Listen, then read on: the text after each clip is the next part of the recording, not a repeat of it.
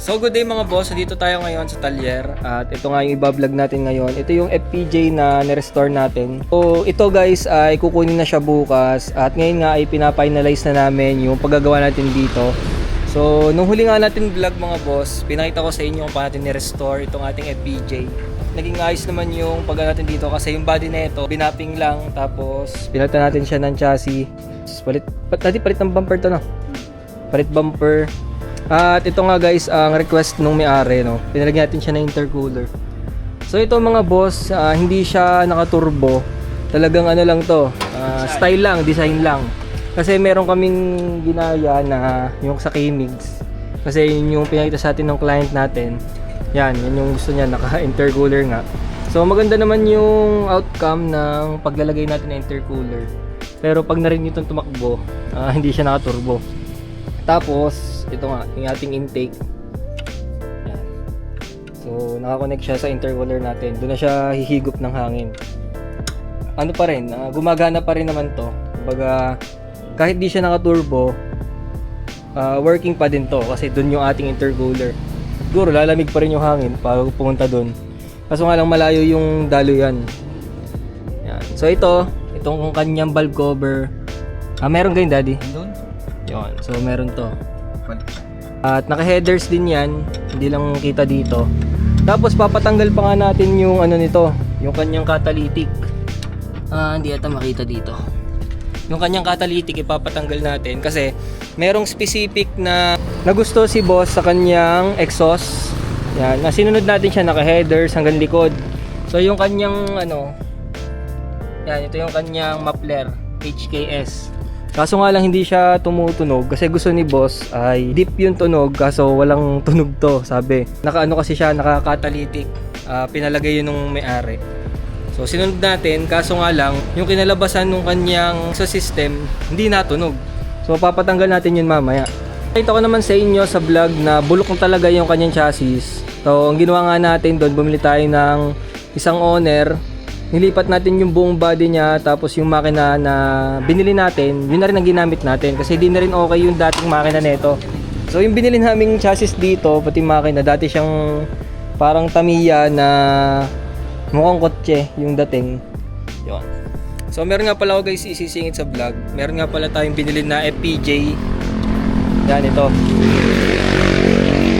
Yan. So kasi lagi tayong naka-Tamiya, parang gusto ko naman ngayon mag-FPJ. Yan, ito yung nabili ko. Bali matagal na to nandito, hindi ko pa lang siya nasisimulan kasi wala pa tayong pera, pati busy pa ang daddy sa mga ginagawa nito sa Talyer. So gusto ko nga guys, naghahanap na pala tayo ng gagawa nito.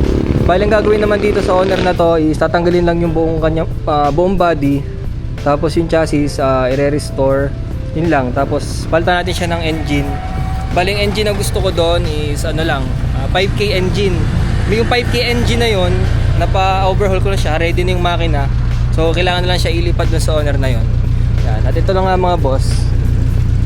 Ayun tahimik.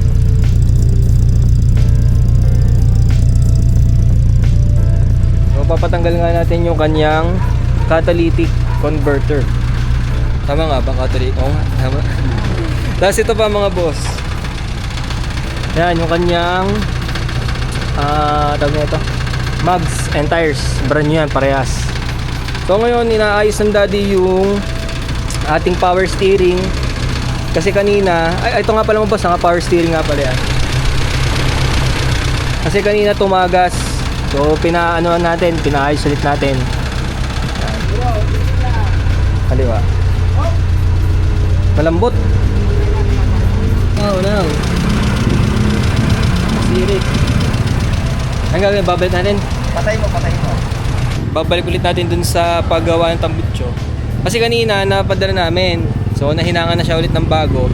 Kasi yun, hindi natin maiiwasan na magkaroon talaga ng ganun na mga errors. Kasi nobody's perfect naman mga boss. At yun, ibabalik na lang natin siya.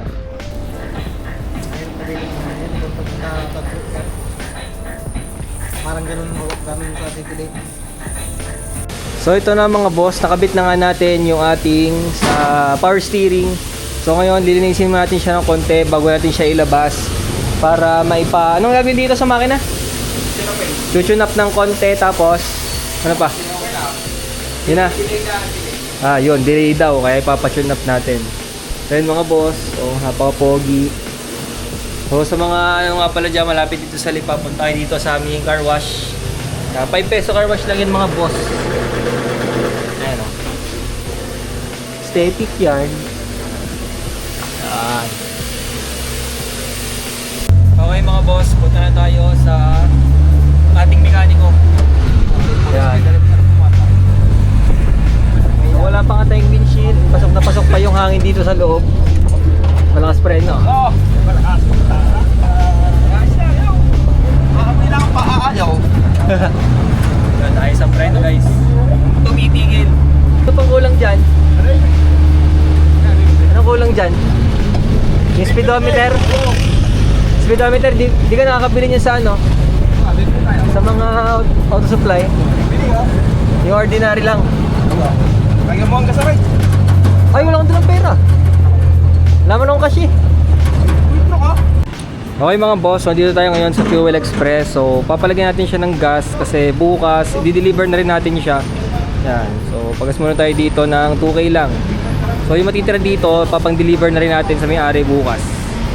Okay. 2,000. Mahal lang gas ngayon. Mahal lang gas ngayon. Mahal lang gas. 2.7 bali lahat. Ha? 2.7. Bakit?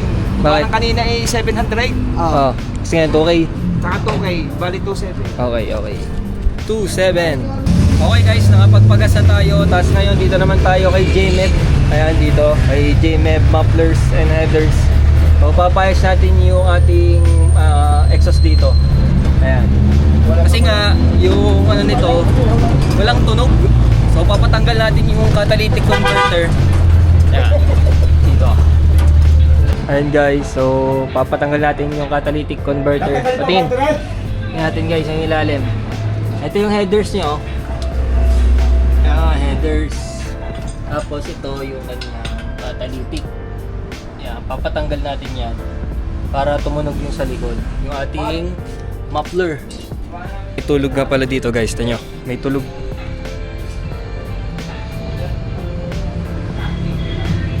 Tulog eh.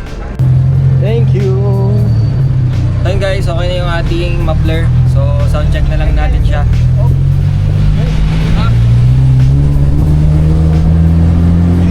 Clutch. Ano yun, adjust ang clutch? Lakas ng aircon.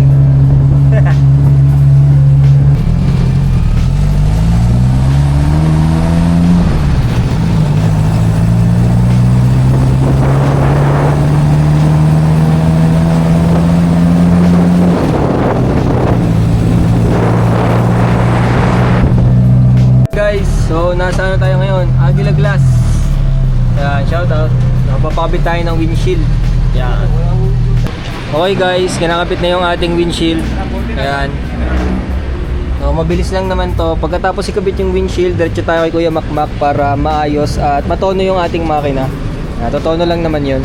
So siguro mga 20 minutes lang to or less.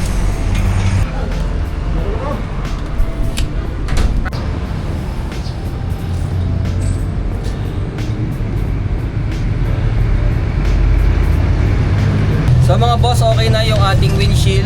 Yan, may windshield na tayo. Hindi na sobrang lakas ng hangin natin, ating aircon. Yan. So sunod na natin pupuntahan ay punta muna tayo sa magwa-wirings. Dadalan tayo. Tapos sunod na dun sa mekaniko. Yun.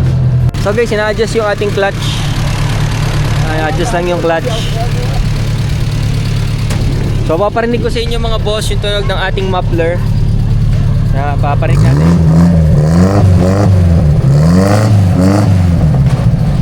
Ayos! Asad!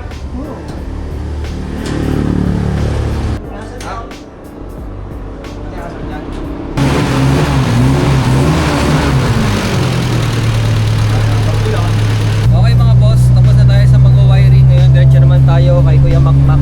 Yan, papacheck natin yung engine para matono ng ayos. Okay mga boss, dito tayo sa shop ni Kuya Makmak. At yun nga yung ating FPJ. So, malalaman natin mamaya kung anong gagawin dun sa ating owner.